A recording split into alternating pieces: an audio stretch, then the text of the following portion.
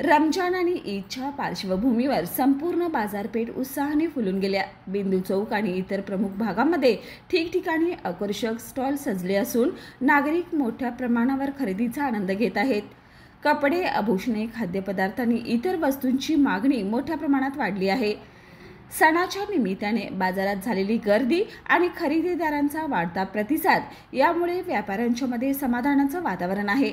नागरिक मनसोक्त खरेदी करत उत्साहाने ईदच्या तयारीत मग्न आहेत। याचाच आढावा घेतलाय आमचे प्रतिनिधी विक्रम केंजळेकर यांनी।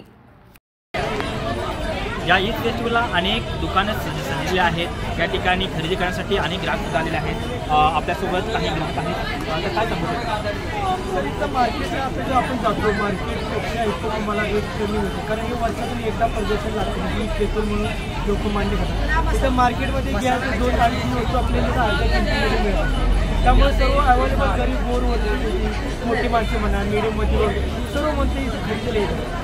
तर आता ही वस्तू समजा मार्केटमध्ये 200-250 रुपयाची, तिथं आपल्याला 100-150 क्रॉकरी आयटम आहे, मसाल्याचे आयटम आहे, लहान मुलांची खेळणी, बांगड्याची सेट वगैरे भरपूर काही अशी व्हरायटी एका छताखाली लागतात। मार्केटमध्ये कुठे गेलं तर आपल्याला प्रोसेस कमी लागतो। हे एका वर्षातून म्हणजे कमी लोक वाट बघून उभा राहतात। 4 दिवस हा प्रदर्शन लागतो आणि प्रतिसाद एकदम चांगला मिळतो। ज्या गुढीपाडवा सण आहे, परवाला ईद आहे, त्यामुळे संदर्भात आपण काय सांगू शकतो? गुढीपाडव्यामुळे दररोज आता इथं पार्किंग असल्यामुळं मंदिरला येणारी बघायला भरपूर लोक असतात। ते सकाळचे 17 जवळजवळ सकाळी 10 ते दुपारी 2 17 संपूर्ण आपले हिंदू बांधव म्हणजे लेडीज जे मंदिरला आलेले त्यांच्या खरेदीतून प्रतिसाद मिळते।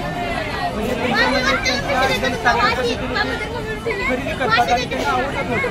आणि ते वर्षानुवर्ष येणारे लोक सुद्धा असतात। तर उद्या गुढीपाडवा असल्यामुळे खरेदीचा आनंद आणि जास्त आहे। आपल्या ईदच्या आनंदापेक्षा खरेदीचा आनंद गुढीपाडव्यातून जास्त आहे। या ठिकाणी ईद फेस्टिवलमध्ये आपण व्यापाऱ्यांची उलाढाल आणि लोकांकडून मिळाला त्यांना प्रतिसाद याचं आपण या ठिकाणी याची माहिती घेतलेली आहे। कॅमेरामन सीमासह विक्रम केंजळेकर, धन्यवाद। बाळ, फ्रीजमधून श्रीखंड काढ ना। आम्ही पूर्वी घरीच बनवायचो श्रीखंड, त्याची चवच वेगळी होती। आता काय सगळं रेडीमेड। आजी, हे श्रीखंड खाऊन बघ। आज तुझ्या आईनं घरीच बनवलं की काय?